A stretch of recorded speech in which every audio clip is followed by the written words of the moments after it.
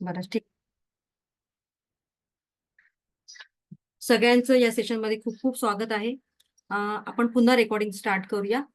So आजचा आपलं session आहे डे 1, रेकी लेवल 1चा डे 1चं सेशन आहे. असे आपले संपूर्णतः 7 दिवसाचे सेशन असणार आहेत. आय होप या 7 दिवसांमध्ये नक्कीच तुम्हाला काहीतरी छान मिळणार आहे, चांगलं नॉलेज मिळणार आहे आणि तुमच्या मनातल्या सगळ्या प्रश्नांची उत्तरे इथे मिळणार आहेत. ठीक आहे. माझा आवाज येतोय ना सगळ्यांना? माया मॅडम म्हणतात आवाज येत नाही. नाही, आवाज येतोय ना? एक थंब दाखवला तर बरं होईल. Yes, thank you, thank you so much. Thank you so much. So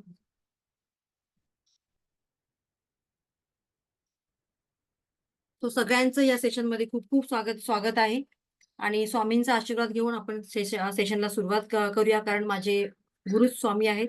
so रेकीद्वारे तुमच्या जीवनाला योग्य दिशा मिळून जे जे उत्तम आहे ते तुम्हाला आणि तुमच्याकडून संपूर्ण समाजाला त्याचा लाभ हो, हीच स्वामींचरणी प्रार्थना. Thank you, thank you so much. तर येस, मगाशी मी तुम्हाला सांगितलेलं की आता आपण इथे सगळेजण आलेलो आहोत रेकी म्हणजे काय या ब्रह्मांडीय ऊर्जेला जाणून घेण्यासाठी, बरोबर ना? पण त्याआधी मी सांगितलं जसं की तुम्हाला रेकी तर हा विषय आपण शिकणारच आहोत, पण त्याही आधी आपल्यामध्ये सुद्धा काही इम्प्लिमेंट करणं गरजेचं आहे. मग ते करण्यासाठी तुम्ही सगळे तयार आहात का? नोटबुक, पेन सगळं रेडी आहे तुमच्या समोर? चला सुरुवात करायची. अरे वा, व्हेरी गुड. चला, ऍडव्होकेट आहात का नीलम मॅडम तुम्ही? ओके ओके, चलो सुरू करूया आपण. सो सगळे तयार आहात आणि मला ना माझ्या क्लासमध्ये डिसिप्लिन फार आवडते. का बरं? कारण आपण जे घेण्यासाठी बसलेलो असतो ना, तर ते वरून युनिव्हर्स देत असतं आणि युनिव्हर्स काय म्हणत असतं? तथास्तु. आपण जे काही बोलतो, तर त्याच्यावर एक शब्द वरून येतोय, असं आपण गृहीत धरायचं आणि तो शब्द काय आहे? तथास्तु. आज माझा दिवस चांगला जाणार आहे? येस, तथास्तु. आज माझा दिवस बोर जाणार आहे? तथास्तु. मग हे तथास्तु वारंवार आपल्या बॅक ऑफ माइंडमध्ये कुठेतरी ठेवून द्यायचं आणि तसंच आजचा माझा सेशन खूप छान जाणार आहे आणि तुम्ही आज या सेशन मधून मला काहीतरी चांगलं शिकता येणार आहे हे म्हणायचं आहे. युनिव्हर्सचा शब्द असणार आहे तथास्तु. ठीक आहे. सो चला आपण सुरुवात करूया. यामध्ये आपण स्वतःला बघणार आहोत आणि त्यासाठी तुम्ही संपूर्णतः अगदी रिकामं राहायचे आज. रिकामं म्हणजे एकचा सेशन मी मुद्दामून घेते, कारण लेडीजचं बरंच कामामध्ये आपला दिवस जात असतो आणि त्यामुळे 1 वाजता मे बी बऱ्याच लेडीज किंवा बरीच माणसं फ्री होतात आणि म्हणून 1चा सेशन मी घेते. सो आता आपण बघूया, ज्यांना जेन्युइनली करायचं असतं ते कसंही करतात, हे मला माहिती आहे. आता या इमेजमध्ये तुम्हाला काय दिसतंय बघा? Multitasking work. आणि हे कोण करू शकतं? एकमेव स्त्रीच, बरोबर ना? सो आता हे 7 दिवस आपल्याला स्वतःला द्यायचे आहेत आणि स्वतःसाठी 7 तास तुम्ही काढू शकता का? जे काही तुमच्या हातात काम आहे, ते सगळं बाजूला ठेवून तुम्हाला आजचा दिवस फक्त आणि फक्त स्वतःसाठी घालवायचा आहे. चला, रेडी आहात? व्हॉटेव्हर जे काही तुमचं काम असेल ते, may be work from home चालू असेल, डोक्यात काहीतरी विचार चालू असतील, सगळे बाजूला ठेवून आजचा दिवस फक्त माझा. ओके? चला, आता मी सांगते ते लिहून काढ. तुमची एक लिस्ट बनवायला सांगणार आहे मी तुम्हाला आणि या लिस्टमध्ये तुमचे जेवढे शत्रू आहेत आतापर्यंतचे, त्या सगळ्यांची नावं लिहा. ब्लॅक लिस्टमध्ये आपण म्हणतो ना, कोणाला ब्लॉक करतो, कोणाला ब्लॅक लिस्टमध्ये टाकतो, त्या सगळ्यांची नावं मेन्शन करा. 2 मिनिटं तुम्हाला देते, सगळ्यांना लवकर करा.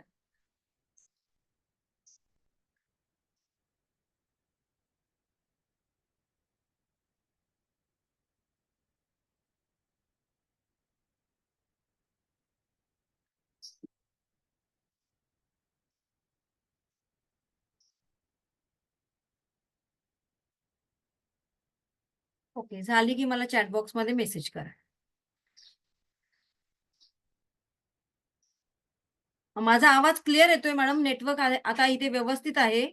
तुमच्याकडे मे बी नेटवर्कचा काहीतरी प्रॉब्लेम असेल. Okay, done. चला, बऱ्याच लोकांचं डन झालेलं आहे.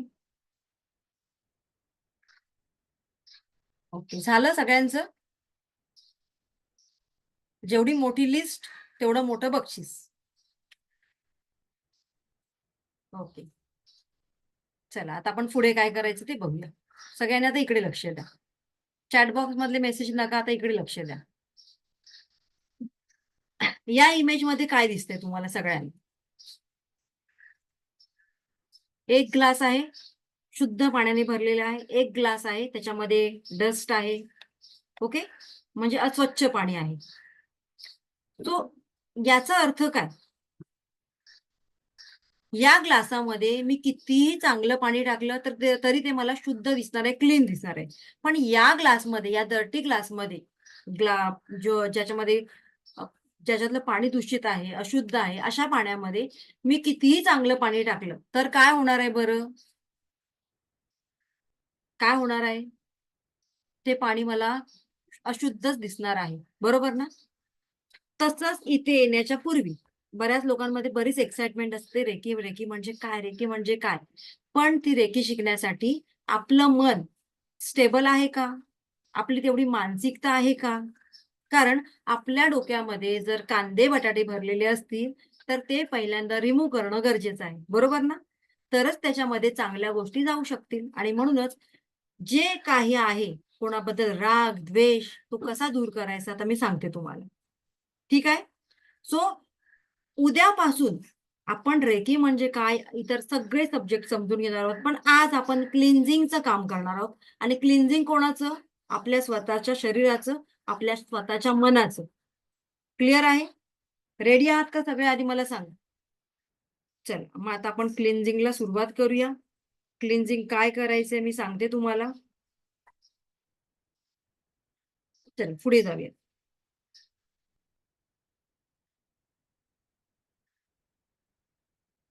आता हे क्लिन्झिंग करणं का गरजेचं आहे त्याबद्दल तुमच्या मनात प्रश्न असेल ना?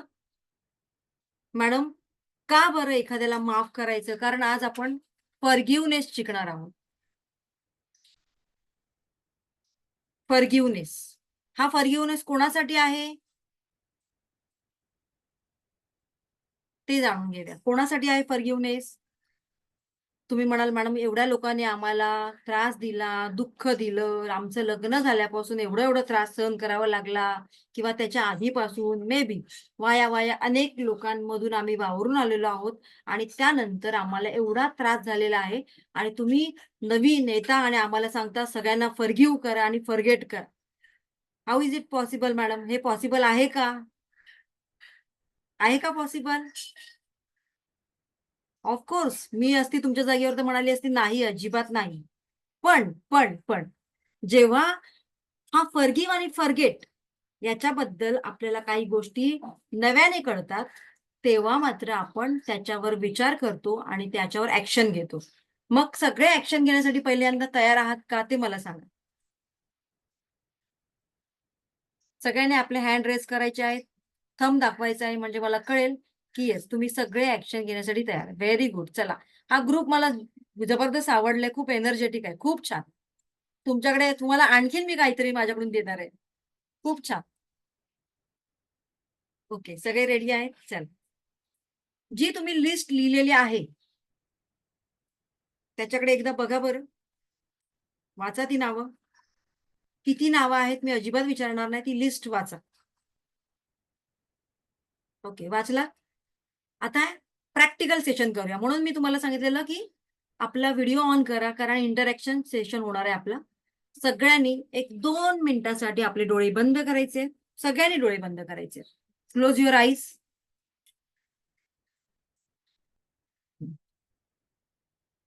जे लोक मनापासून करतील तर त्या फॉरगिव्हनेस आणि फॉरगेट आजपासूनच सुरू होणार आहे तुमच्या आयुष्यामध्ये. येस, फक्त मनापासून करता आलं पाहिजे. तुमच्या आतून इंटेन्शन महत्वाचे आहे. चल, प्रॅक्टिकल करूया. अशा अशा व्यक्तींना तुम्हाला आज आठवायचं आहे, ज्या लोकांनी तुम्हाला त्रास दिलेला आहे. तर त्याआधी डोळे बंद करा, एक दीर्घ श्वास घ्यायचा आहे आणि हळूहळू एक दीर्घ श्वास सोडायचा आहे.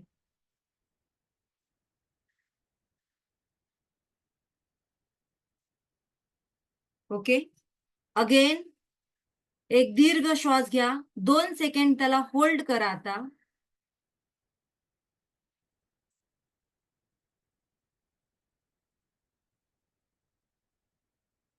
हळूहळू सोडा. संपूर्ण लक्ष आता माझ्या आवाजाकडे असू द्या. तुमचं संपूर्ण लक्ष माझ्या आवाजाकडे केंद्रित करा.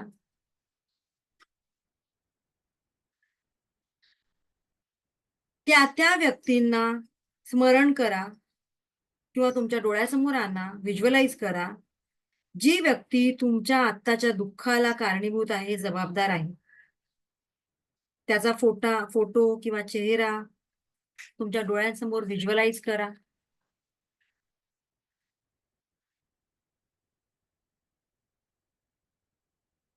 ज्यांनी तुम्हाला तुमच्या आयुष्यामध्ये खूप मोठ्या प्रमाणात दुःख दिलेलं आहे, त्या व्यक्तीचा फोटोच तुम्हाला आज तुमच्या डोळ्यासमोर आणायचा आहे.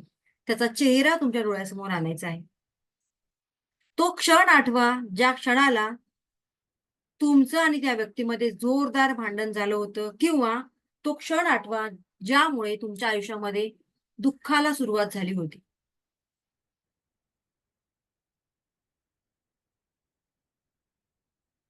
काय झालं होतं? तो क्षण आठवा. तो दिवस आठवा. कोणत्या वर्षात ते झालं होतं? त्याला किती वर्ष झाली?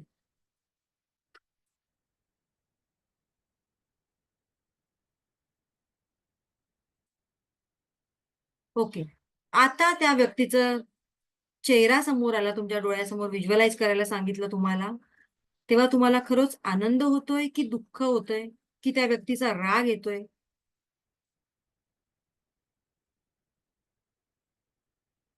काय व्हायब्रेशन आहेत तुमच्या शरीरावर? ते फील करा. मेंटली डिस्टर्ब वाटतंय तुम्हाला? मानसिक त्रास होतोय? मनामध्ये सुडाची भावना निर्माण होतोय? अपमान झाल्याचं फील होतंय? किंवा एखादं गिल्ट तुमच्या मनामध्ये आहे का?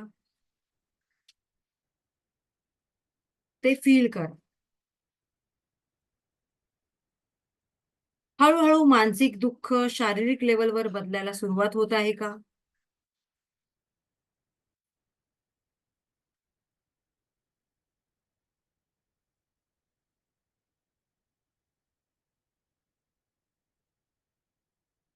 ते बघा.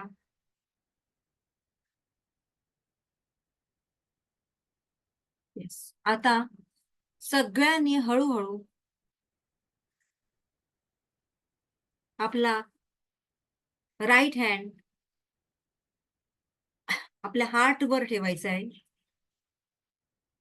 आणि मनातल्या मनात म्हणायचंय, माझ्या दुःखाला, आतापर्यंतच्या माझ्या दुःखाला जी लोकं कारणीभूत होती किंवा आहेत, त्या सगळ्यांना मी मनापासून माफ केलेलं आहे. त्या सगळ्यांना मी मनापासून माफ केलेलं आहे. त्याचबरोबर कळत-नकळत मी जर कोणाला दुःख दिलं असेल माझ्या शब्दांनी, माझ्या कृतीने, तर त्यांना सुद्धा, त्यांची सुद्धा मी मनापासून माफी मागत आहे. I am sorry. Please forgive me. समोरील व्यक्तीने आपल्याला माफ केलेलं आहे असं म्हणून म्हणायचं, thank you, I love you. Yes. दोन्ही हात जोडायचे आहेत युनिव्हर्सला. थँक यू म्हणायचंय. Thank you, thank you, thank you.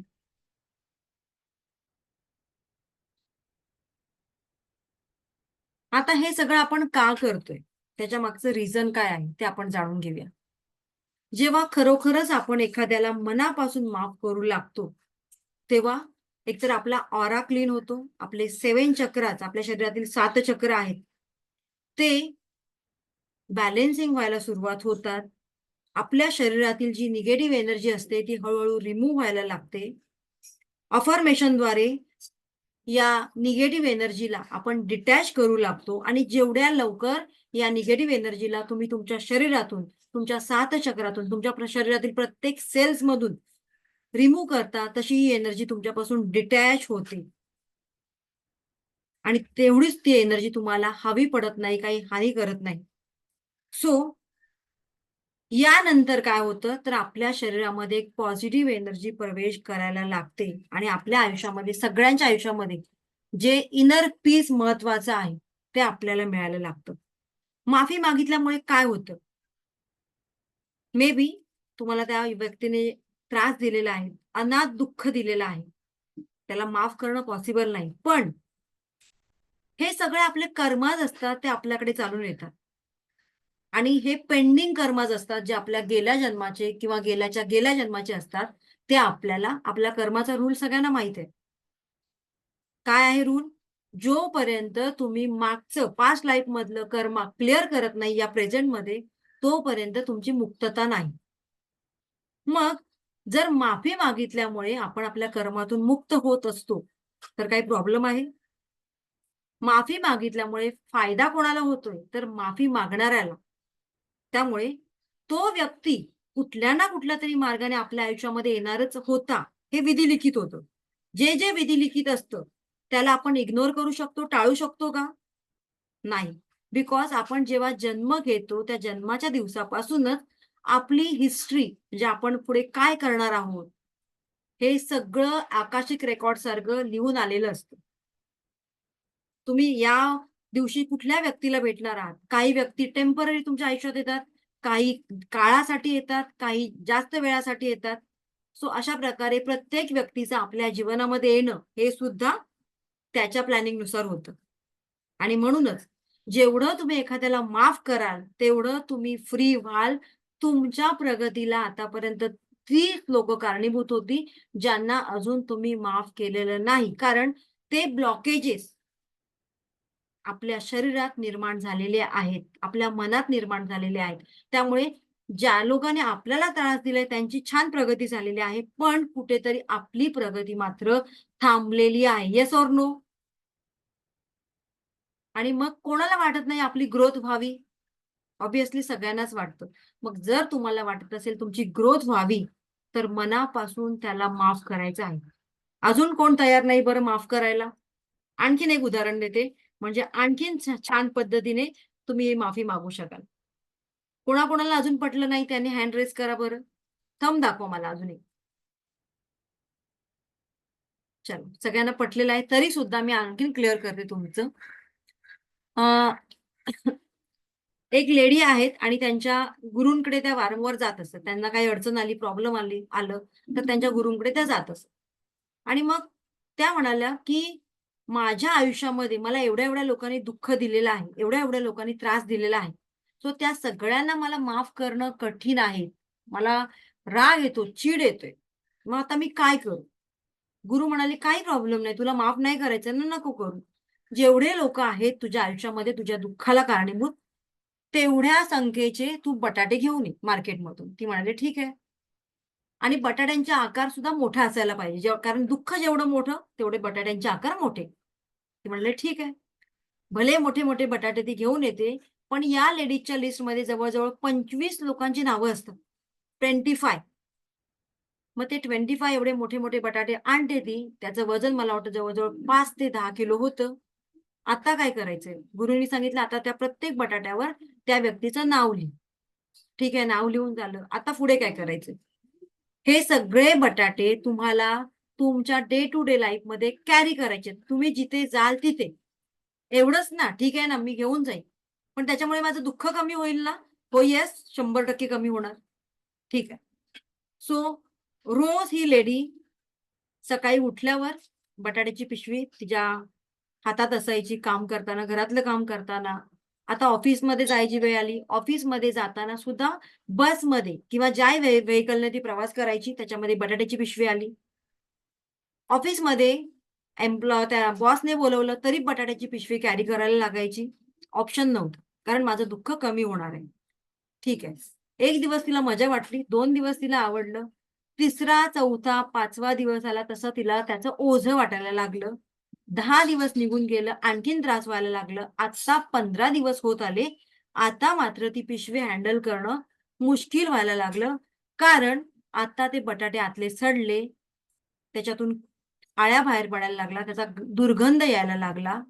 आता मात्र तिला गुरूंकडे जाण्याशिवाय काही पर्याय उरला नाही. तेच सगळे बटाटे कॅरी करत ती गुरूंकडे गेली. गुरु म्हणाले, "गुरु तुम्ही मला सांगितलात, की असं केलं तर माझं दुःख दूर होईल. पण हे बटाटे आता सगळे सडलेत, त्याच्यातून किडे बाहेर यायला लागलेत. आता मी काय करणार? हा वास मला आता सहन होत नाहीये." गुरु असतात. एक हलकीशी स्माईल दिली. आणि गुरूंचं बोलणं नेहमी इन शॉर्ट असतं. आपल्याला ते समजून घ्यावं लागतं. तुम्हाला एवढे बटाटे कॅरी नाही करता आलं, त्याचा दुर्गंध आला एवढ्या दिवस, 15 दिवस फक्त तुम्ही सांभाळला, तर त्याचा एवढा दुर्गंध आला. मग विचार करा, एवढ्या वर्षापासून तुम्ही एखाद्या व्यक्तीचा राग तुमच्या मनात तिथे ठेवलाय, तुमच्या 7 चक्रांमध्ये आहे, तुमच्या शरीरामध्ये आहे. मग त्याचा दुर्गंध किती तुमच्या शरीराला सहन करावा लागत असेल, याचा विचार केलाय का तुम्ही?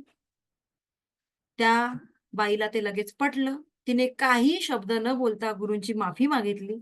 ती पिशवी डस्टबिनमध्ये फेकून दिली आणि त्या दिवसापासून तिने फॉरगिव्ह अँड फॉरगेट या गोष्टीला सुरुवात केली आणि नंतर तिला कळालं, अरे हे केल्यापासून माझ्या आयुष्यातले दुःख कमी झाले.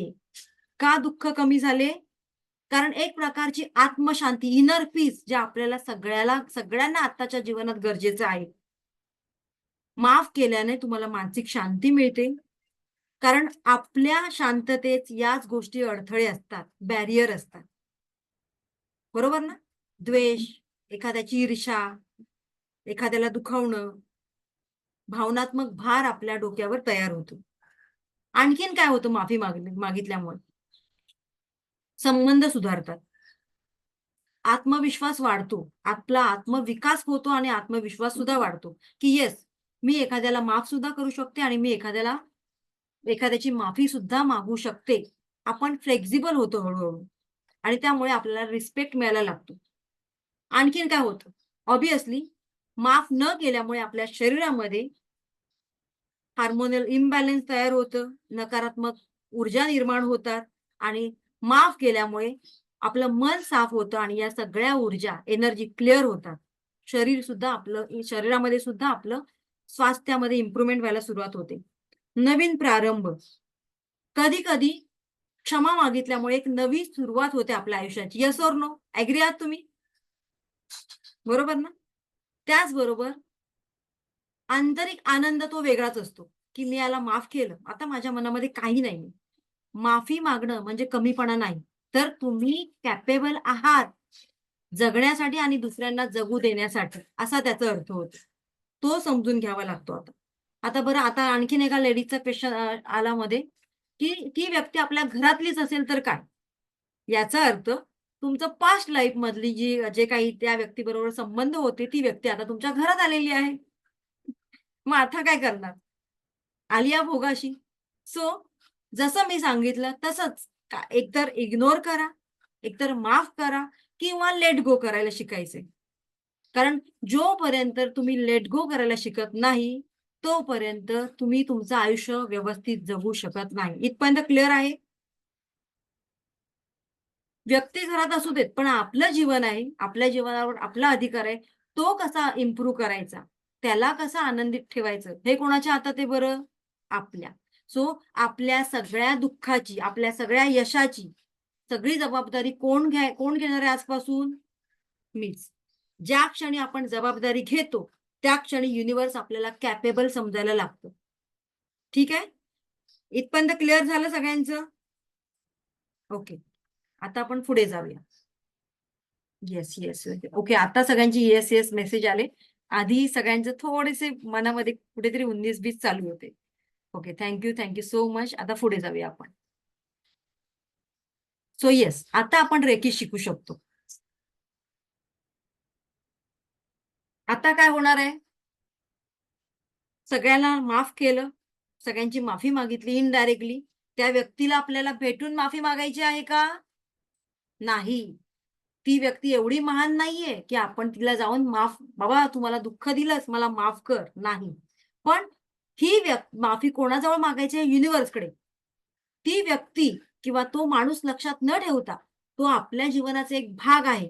पास्ट लाईफचा किंवा आणखीन कुठल्यातरी लाईफमधला. असं समजून आपल्याला त्या व्यक्तीला माफ करायचंय. क्लिअर आहे? त्यामुळे ती माफी कोणाकडे मागायची आहे? युनिव्हर्सकडे.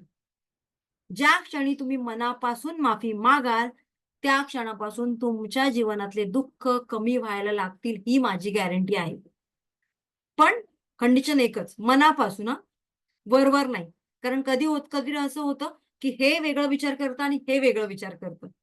तर तसं नाही व्हायला पाहिजे. आपले व्हायब्रेशन मॅच व्हायला पाहिजे. ठीक आहे? आता आपण पुढे जाऊया.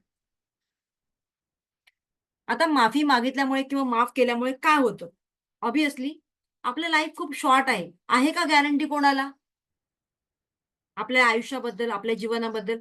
आज आपण इकडे आहोत, उद्या असू नसू, I don't know. So life is very short. आणि म्हणूनच या शॉर्ट जीवनामध्ये आपल्याला काय करता येईल, आपली प्रगती कशी करता येईल, याच्यावर आपण फोकस करायला लागतो.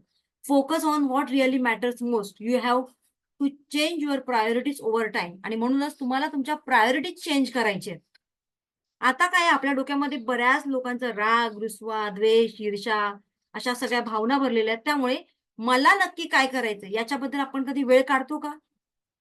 आपल्या स्वतःसाठी काही अफर्मेशन दिलेत का? पुढच्या 5 वर्षामध्ये मी काय करणार आहे? पुढच्या 2 वर्षामध्ये काय करणार आहे? पुढच्या 2 महिन्यात मी काय करणार आहे? लिहिलेलं आहे का प्लॅनिंग कोणाकडे? येस. असेल तर वेल अँड गुड. कोणाकडे आहे बरं? ओके. एकाच मॅडमकडे आहे, पण त्यांनी त्यांचा मोबाईल नंबर टाकलेला आहे. त्यामुळे शेवटचा नंबर वाचते मी 2670. सो या मॅडमनी आपलं प्लॅनिंग रेडी केलेलं आहे. आणखीन कोण आहे बरं? फक्त एकच व्यक्ती? ओके. अर्चना आहेत, सुवर्ण आहेत. ओके. ग्रेट. ओके. क्रांती मॅडमनी पण आपलं प्लॅनिंग केलेलं आहे. क्रांती मॅडम हँड रेज आहे ना? ओके. सो येस, जर तुमचे प्लॅनिंग तुमच्याकडे रेडी असतील तर वेल अँड गुड. सो या सगळ्या गोष्टी आपल्या डोक्यातून निघून गेल्यानंतर आपण काय करतो? आपण एखाद्या गोष्टीवर फोकस देतो. आपल्या प्रायोरिटी चेंज होतात.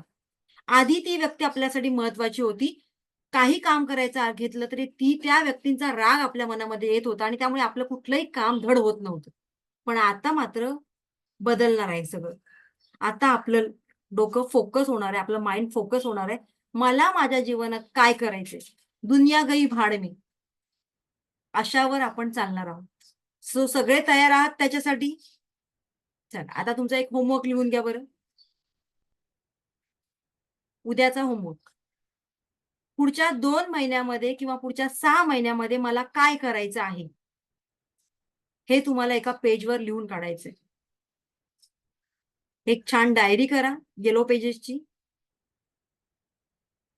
आणि बरं, आजच्या सेशनमध्ये सगळ्यांनी नवीन बुक घ्यायचं. नोटबुक नवीन असायला पाहिजे. राहिलेले पेजेस वगैरे मुलांचे अजिबात घ्यायचे नाहीत. नवीन बुक घ्या, त्याच्यावर रेकी लेवल 1 म्हणून मेन्शन करा. ओके. आता आपण पुढे जाऊया. आता आपण कसे फोकस होतो याच्याबद्दल एक प्रॅक्टिकल घेऊया का? रेडी आहेत सगळे? प्रॅक्टिकलसाठी रेडी आहात का सगळे? ओके. चला, आपण आता एक छोटंसं प्रॅक्टिकल घेऊया. तुम्ही जिथे बसलेला आहात आता, तो रूम एकदा बघून घ्या बरं. नजर घालवा सगळीकडे. ओके, झालं? चलो, नाव क्लोज युअर आईज. सगळ्यांनी आपले डोळे बंद करा.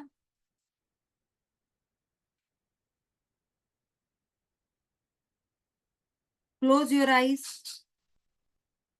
त्या तुमच्या रूम मध्ये, जिथे तुम्ही आता बसलेला आहात त्या जागेमध्ये एखादी ग्रीन कलरची कुठली अशी गोष्ट आहे, ती तुम्हाला बंद डोळ्यांनी बघायची आहे. काय आहे बरं तुमच्या घरामध्ये ग्रीन कलरचं? डोळे बंद केले तर याचा इफेक्ट खूप छान मिळेल तुम्हाला. सो बंद डोळ्यांनी तुमच्या घरातली ती गोष्ट शोधण्याचा प्रयत्न करा. येस, ज्यांना ज्यांना ती मिळाली त्यांनी हँड रेज करा. कोणाकोणाला मिळाली आहे? ओके. भाग्यश्री मॅडम, तुमचा माईक अनम्यूट करते. भाग्यश्री दांडेकर. हा, काय आहे बरं ती वस्तू? चादर आहे. ओके. बेडवरची. चादर आहे. ओके, ठीक आहे. आणखीन कोणाला? माधुरी मॅडम, माधुरी बारगे. काय आहे बरं ग्रीन कलरचं तुमच्या घरामध्ये आता? अनम्यूट नाही झालं तुम्ही.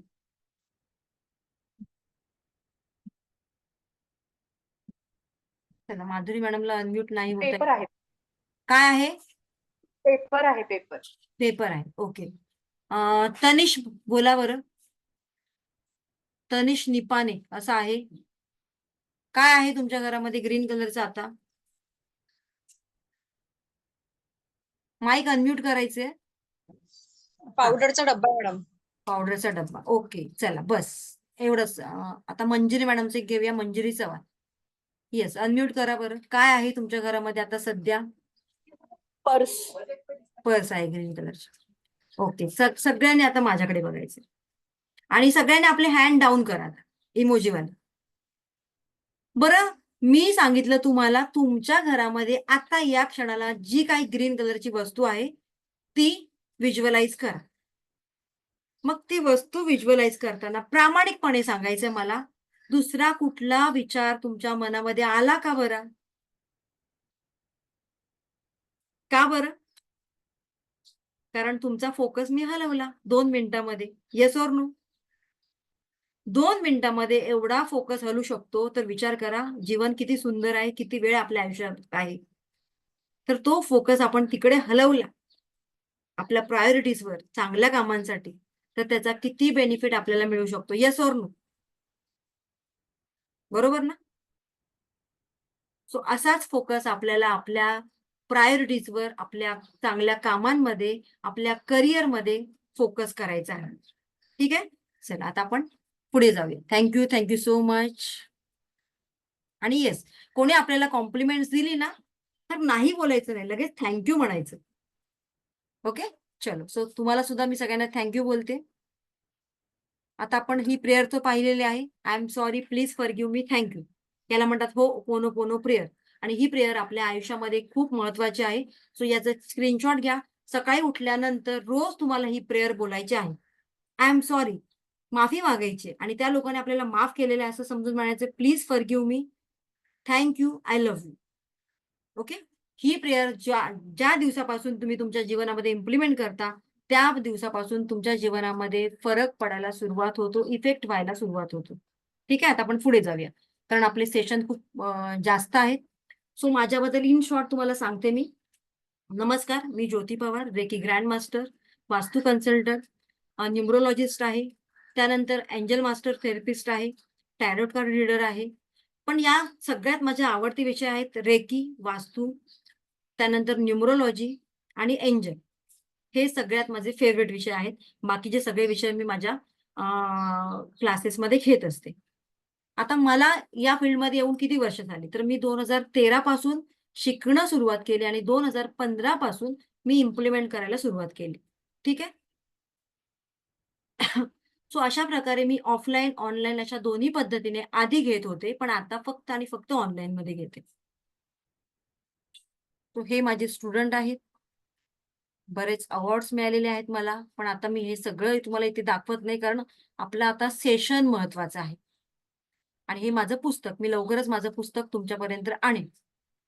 वास्तूबद्दल आणि न्यूमरोलॉजीबद्दल एक छान पुस्तक लिहिलेलं आहे आणि ते प्रत्येकाने वाचावं, खूप छान पुस्तक आहे.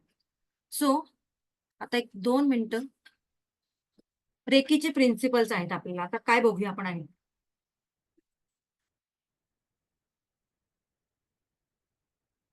डॉक्टर मिकाओ उसुई, रेकीचे फाउंडर, यांनी हे प्रिन्सिपल आपल्याला लाईफमध्ये आत्मसात करायला सांगितलेले आहे. काय आहेत बरं? I will not be angry.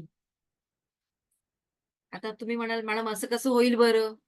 राग हा आमच्या 5वीलाच पुजलेला आहे. बरोबर ना? राग नाही आला तर गृहिणी कुठली बरं? पण येस, हाच राग आपल्या आजाराचं कारण आहे. हाच राग आपल्या अनेक वाईट गोष्टींचं कारण आहे. Yes or no? आहे ना? आपण अनेक कारणांमुळे मुलांवर रागवतो. सकाळी उठल्यापासून आपलं राग, राग, राग करत असतो. राग आल्याने त्रास कोणाला होतो बरं? इनडायरेक्टली आपल्यालाच. आपल्याला हे माहिती आहे, तरी सुद्धा ते रोज होतं. मी पण त्याला त्याला कारणीभूत आहे बरं का. मी सुद्धा तुमच्यापैकीच एक हिस्सा होती. पण आता मी बऱ्यापैकी माझ्या रागावर कंट्रोल केलेला आहे.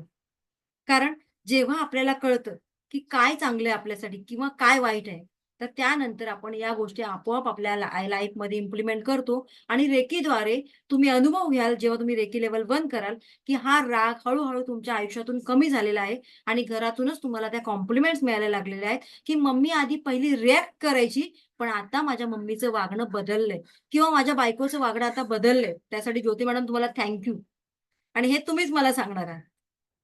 ठीक आहे? सो काय होतं राग आल्यामुळे? तर आपला बीपी हाय होतो, शुगर आपली शुगर चेंज होते, वाढते. तो बॉडीतील जे मेंटल फिजिकल ब्लॉकेजेस असतात ते वाढतात. आणि सगळ्यात महत्वाचं, राग आल्यानंतर आपल्या बोलण्यावर कंट्रोल राहत नाही, नियंत्रण राहत नाही. आणि म्हणूनच राग हा आपला स्वतःचाच मोठा शत्रू आहे. आणि या रागात काय करतो आपण, आपल्याच पायावर दगड मारून घेतो, आपलंच नुकसान करून घेतो. बरोबर ना? सो आता आपल्याला काय करायचंय, या रागाला लेट गो करायला शिकायचंय. आला ना राग, तर काही व्यक्त करायचं नाही, 10 मिनिटं शांत राहायचं. Let go, let go, let go मनात करत राहायचं.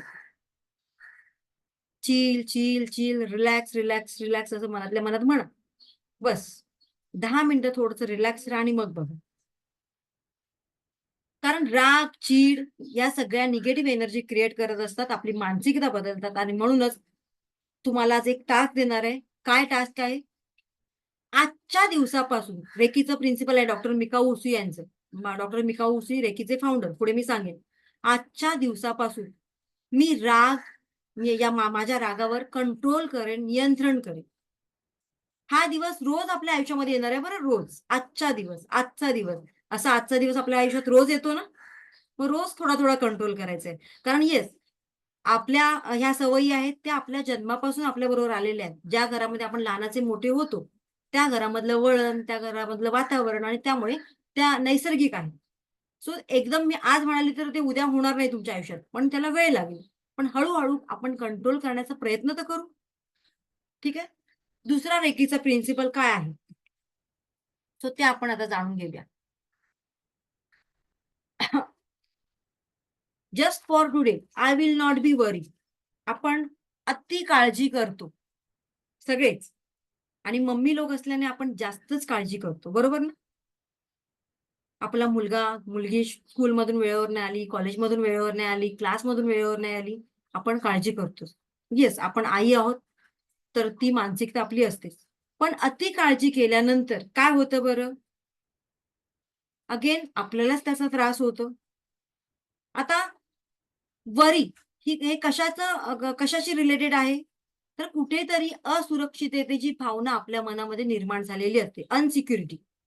आणि त्यामुळे त्या असुरक्षिततेमुळेच आपण चिंता करायला लागतो. पण चिंता चित्ते समान आहे हे सगळ्यांना माहिती आहे. ॲग्री करतो आपण. पण इम्प्लिमेंट होत नाही कुठून तरी आपल्याकडे. बरोबर ना? हळू होणार. जसं की मी तुम्हाला सांगितलं, हे सगळे गुण माझ्यामध्ये सुद्धा होते. हळू मी इम्प्लिमेंट करते आणि अजून सुद्धा प्रयत्नच करते. कारण 100% असा एखादा माणूस मिळेल, की जो या सगळ्या गोष्टींपासून लांब असेल. आपण मनुष्य आहोत. सो आपण काय देव माणूस नाही आहोत. बरोबर ना? हळू आपल्याला आपल्या सगळ्या गोष्टींमध्ये प्रगती करायची. आपले मिस्टर ऑफिसला वेळेवर नाही पोहोचले. टेन्शन, अरे गेले असतील का? पाऊस जास्त आहे. ट्रेन मिळाली असेल का? सो या सगळ्या गोष्टींची चिंता आपण वारंवार करत असतो. त्यापेक्षा ही एनर्जी आपण कुठे फोकस करायची आहे? प्रॉब्लेम सोल्युशनवर. ठीक आहे ना? फोकस कशावर करायचं आहे? चांगल्या गोष्टींवर. आणि त्यामुळे काय होईल? जे चांगले व्हायब्रेशन आहेत ते आपण स्वतःला पण देऊ आणि ज्या व्यक्तीबद्दल तुम्ही चिंता करत होतात, त्या व्यक्तीला सुद्धा चांगले व्हायब्रेशन पाठवायचे आपण. की येस, माझे हसबंड ऑफिसला वेळेवर पोहोचले असतील, खूप छान आनंदामध्ये त्यांचा दिवस गेला असेल. माझा मुलगा पेपरला गेलाय, त्याचा पेपर खूप छानच जाणार आहे. म्हणजे हे त्याच्या मागचे व्हायब्रेशन कसे मिळतात, त्यांना सुद्धा आपल्याकडून ऑब्व्हियसली चांगलेच मिळतात. चिंता केलात, काळजी घेतलात, तर त्यांना सुद्धा तेच व्हायब्रेशन मिळतात.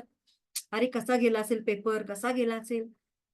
100% सांगते त्याचा पेपर त्या दिवशी थोडासा अवघडच गेलेला असेल.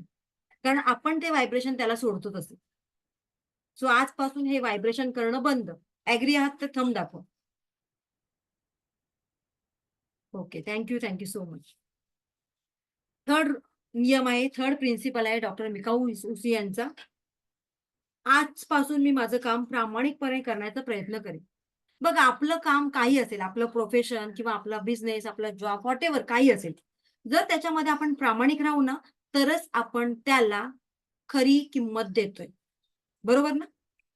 जर आपणच प्रामाणिक नसणार आपल्या कामामध्ये, तर खरोखरच आपण त्याला ती प्राईज की ती व्हॅल्यू देतोय का? नाही. सो आपल्या कामामध्ये तुमचा बिझनेस असेल, तुमचा जॉब असेल, तुमचं जे काही प्रोफेशन असेल त्याच्याशी तुम्ही प्रामाणिक राहणं गरजेचं आहे. मी या प्रोफेशनमध्ये आहे. जर या प्रोफेशनमध्ये मी शॉर्टकट मारला, तर ते माझ्या मनाला तरी पटेल का? आणि ह्या गोष्टी सगळं कोण बघत असतं? युनिव्हर्स. त्यामुळे माझ्याकडे जो येणारा मनी फ्लो आहे, तो लाँग टर्म पर्यंत मला तसंच मिळेल का? अजिबात नाही. सो जर तुम्हाला लाँग टर्म पर्यंत या रेसमध्ये राहायचं असेल, या स्पर्धेत जिंकायचं असेल, तर तुमचं माइंड, तुमची देण्याची प्रवृत्ती ही प्रामाणिक असली पाहिजे. तरच तुम्ही कुठल्याही स्पर्धेत जिंकू शकता. आणि ही स्पर्धा आपली स्वतःचीच करायची आहे, इतरांची नाही बरं. इतरांची तुलना कधीही आपण करायची नाही. स्वतःची कॉम्पिटिशन करायचं, की कालच्यापेक्षा माझा आजचा दिवस कसा गेला? कालच्यापेक्षा मी आज माझ्या स्टुडंटला जास्त काही दिलं का? सांगितलं का? त्यांच्यापर्यंत ते डिलिव्हर झालं का? ही भावना आपल्याला आली पाहिजे. तसंच आज मी माझ्या कामामध्ये 100% दिले का? आज मी माझ्या प्रोफेशनमध्ये काही चांगलं केलं का कालच्यापेक्षा? सो हे प्रामाणिकपणे वागणं फार गरजेचं आहे. सो तुम्ही तुमचं टाईम बॉन्डिंग, टाईम मॅनेजमेंट याचबरोबर स्मार्ट वर्क करणं सुद्धा गरजेचं आहे. ठीक आहे? Be honest. व्हॉटएव्हर जे तुम्ही करताय त्याच्यामध्ये तुम्ही हॉनेस्ट असला पाहिजे. I will be kind to every living thing. जे काही प्राणी मात्र आहेत किंवा जे काही सजीव निर्जीव गोष्टी आहेत, त्या सगळ्यांवर मी आजपासून प्रेम करणार आहे. कारण बघा, जर तुम्ही मनात आणलात, प्रत्येक गोष्टीला सजीव असेल, निर्जीव असेल, प्रत्येक गोष्टीला फीलिंग्स असतात. Yes or no? साधा एक आपल्याकडे पत्रिका येते. कोणाच्या तरी लग्नाची वगैरे पत्रिका येते. ती पत्रिका आपण पायाने लाथ मारून कधी असे ढकलतो का? का बरं? सगळ्यांना माहिती आहे ते कागद आहे आणि तो गणपती खरा नाहीये. कागदावर ते फक्त प्रिंट आहे. पण तरी सुद्धा त्याच्याबरोबर आपल्या भावना कनेक्ट होतात की नाही होत? होतात ना? याचाच अर्थ प्रत्येक सजीव, निर्जीव गोष्टींना फीलिंग्स असतात. त्या फीलिंग्स कोण देतो? आपण. आणि जशा तुम्ही फीलिंग्स देता तसं तुम्हाला हे युनिव्हर्स देत असतं. ठीक आहे? आणि म्हणूनच जे काही प्राणी आहेत, पक्षी आहेत त्यांच्यावर प्रेम करा. जसं की उन्हाळ्यात आपण त्यांना खायला घालत होतो, आपण पाणी ठेवत होतो. म्हणजे हे काय चाललं? या सगळ्या चांगल्या गोष्टी आहेत त्या आपण इम्प्लिमेंट करणं गरजेचं आहे. सगळ्यात सुंदर आणि सगळ्यात शेवटचं principle, I will be grateful. आजपासून मी सगळ्यांप्रती ग्रेटफुल, कृतज्ञ राहणार आहे. आता कृतज्ञ म्हणजेच काय? या ग्रेटफुल टॉपिकवर मी जवळ-जवळ 2 तास सुद्धा बोलू शकते. पण आपल्याला टायमिंगचं हे मर्यादा आहे म्हणून मी एक शॉर्टमध्ये तुम्हाला सांगते. मला सांगा, आजचा दिवस आपला उजाडणार आहे. आज सकाळी मे बी तुम्ही कोण 5 वाजता उठता, कोणी 4ला, कोणी 7ला, कोणी 8ला. तुम्हाला काल रात्री त्याची गॅरंटी होती का हो? मी उद्या सकाळी लवकर उठणार आहे, हा दिवस बघणार आहे, माझं हे फलाना-फलाना मी काम करणार आहे. गॅरंटी होती का? आहे का आपली गॅरंटी आपल्याला स्वतःला? मग या परमेश्वराने नव्याने आपल्याला हा दिवस दाखवलेला आहे. तर त्याबद्दल आपण कधी कृतज्ञ, कधी ग्रेटफुल असतो का? त्याला थँक यू बोलतो का? कारण ते आपल्याला युज्ड टू झालेलं आहे. अरे, हे तर सगळं फ्रीमध्ये आहे. 2 हात दिलेत, 2 डोळे दिलेत, 2 पाय दिलेत, भक्कम शरीर दिले. हे तर युज्ड टू आहे आम्हाला. त्यात काय सगळ्यांना दिलंय. सगळ्यांना दिलंय का खरोखर या गोष्टी परमेश्वराने? काहींकडे आहेत का हात, पाय, डोळे? मग आपण किती नशीबवान आहोत, की आपल्याला या परमेश्वराने हे सगळं अवयव अगदी शाबूत दिलेत. पण त्यासाठी आपण त्याला थँक यू सोडा. पण सकाळी उठल्या-उठल्या देवाची पूजा करताना आपण काय करतो? आपले गाऱ्हाणे, आपले तक्रारी, आपल्या कंप्लेंट बॉक्स तयार करतो. "काय रे परमेश्वरा, माझी शेजारीण बघ तिला किती छान सगळं मिळतंय आणि मी एवढं सगळी तुझी पूजा करते, हे करते, फलाना करते, 1-1 तास माळ जपते, तरी सुद्धा तू मला काहीच देत नाही बरं." बरोबर ना? याचाच अर्थ आपण आपला दिवस या परमेश्वरा समोर बोलताना काय करतो? त्या दिवसाचं कौतुक करतो का? नाही. त्याच्या कुठल्या कामाचं कौतुक करतो का? नाही. उलट आपण दोष देत असतो, की काहीतरी कमी आहे माझ्या जीवनात. आणि जे तुम्ही वारंवार आपल्या जीवनात नाही त्याबद्दल तक्रार करता, तर ती गोष्ट तुम्हाला कधीच तुमच्या जीवनामध्ये मिळत नाही. हे लिहून घ्या. हे अगदी सत्य आहे. त्यापेक्षा तुमच्या जीवनामध्ये आता काय-काय, कशा-कशाची कमी आहे, तुमच्याकडे आरोग्य नाहीये, चांगलं आरोग्य नाही, तुम्हाला काही आजार आहेत, काही हेल्थ इश्यूज आहेत, तुमचे रिलेशनशिप आता स्पॉइल झालेले आहेत, मे बी आता डिवोर्सचं हे चाललेलं आहे तुमच्या जीवनामध्ये, तुमचं करिअर जसं हवंय तसं नाहीये, पैसा किंवा ग्रोथ तुमच्या आयुष्यामध्ये आता आहे नाहीये. पण जे नाहीये त्याच्यासाठी आतापासूनच जर तुम्ही थँकफुल राहाल, तर ती गोष्ट तुमच्या जीवनामध्ये यायला वेळ लागणार नाही. कारण ज्या गोष्टी कमी प्रमाणात का होईना, तुम्ही त्याच्यासाठी थँकफुल म्हणत राहता, ती गोष्टी मल्टिपल व्हायला तुमच्या जीवनामध्ये वेळ लागत नाही.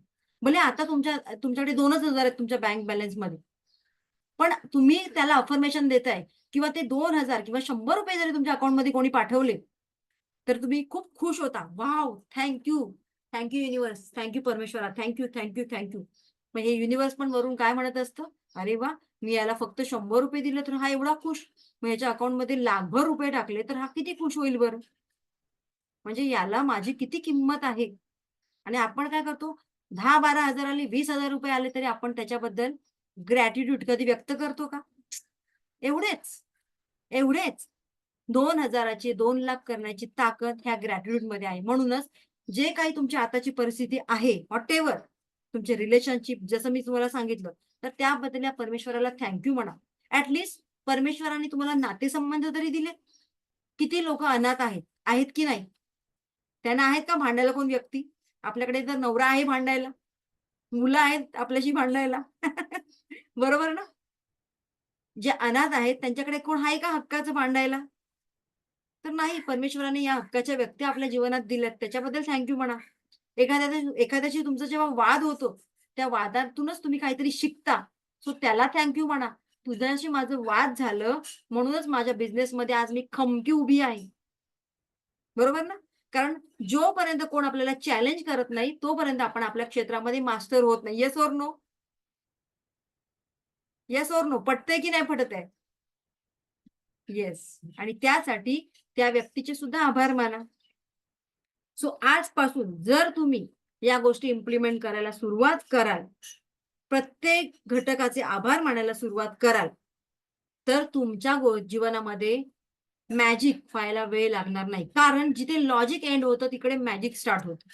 सो हे मॅजिक अनुभवायला कोण-कोण तयार आहे आपल्या जीवनामध्ये? सगळे रेडी आहात? हेच तुम्हाला आजपासून करायचं आहे. थँकफुल राहायचंय. Thank universe. आज मला खूप छान ऐकायला मिळालं. Thank universe. आजचा माझा दिवस खूप छान गेला. Thank universe. आज मला एक नवीन मैत्रीण भेटली. मग हे थँक तुमच्या जीवनात त्या थँक कधी कमतरताच येणार नाही. जे की आधी होतं, "अरे असं का? तसं का?" तक्रार, कंप्लेंट बॉक्स तुमचा पूर्णपणे टोटली बंद होतो आणि थँक तुमच्या जीवनामध्ये असे अगणित सुरुवात होतात. सो हे थँक म्हणण्यासाठी तयार आहात सगळे? चलो, तयार असाल तर मला एक दोन्ही हात रब करून दाखवायचे आहेत, की yes, I am ready. Okay, चला. स्क्रीन बघते मी कोण-कोण रेडी आहेत. एनर्जी दाखवा मला तुमची. कारण मी सगळ्या गोष्टी एनर्जीवर काम करतात. सो एनर्जी मस्ट आहे. येस. चला आता नंबर 3 च्या विंडो पण ओपन झालेल्या आहेत सगळ्या. Very good. खूप छान वाटलं. खूप सुंदर. Thank you so much. So आपल्या या सेशनची व्हिडिओ रेकॉर्डिंग तुम्हाला मी 8 वाजेपर्यंत किंवा 7 वाजेपर्यंत बोलते, पण त्याच्या आधीच तुम्हाला मिळून जाईल. त्यामुळे रेकॉर्डिंग मेसेज पाठवू नका मला पर्सनली. कारण आता तुमचं सेशन संपल्यानंतर लगेचच माझा दुसरा सेशन चालू असतो. माझ्या बॅचमधल्या 1 ते 2-3 स्टुडंट आहेत, त्यांना माझं शेड्यूल माहीत आहे. ठीक आहे? सो आजचा सेशन तुम्हाला कसा वाटला? तर त्याबद्दल तुम्हाला काय करायचंय आज? आपला YouTubeवरचा जो माझा चॅनल आहे, आता सगळ्यांनी सबस्क्राईब करणं ते तुमच्यावर आहे. ओके. तुम्हाला जर चांगलं वाटलं तर सबस्क्राईब करा, नाहीतर नका करू. ओके. सो तुम्ही सबस्क्राईब केला तर वेल एंड गुड आणि तिथेच तुम्ही आजचा सेशन कसा वाटला याची एक कमेंट टाकलात, तर मी समजेन की तुम्ही एक छोटंसं ग्रॅटिट्यूडची भावना तुमची माझी मी शिकवलं तुम्हाला ती तुमच्यापर्यंत पोहोचली. Okay. So thank so much. God bless you all. Shri Swami Samarth. हां. आणि येस तुमचे क्वेशन जे काही आहेत, मी सांगितलं तुम्हाला तुमचे जे काही क्वेशन्स आहेत, ते आपण 7 दिवसांचं सेशन नंतर घेणार आहोत, no doubt. Okay. So so much. God bless you all. Thank you.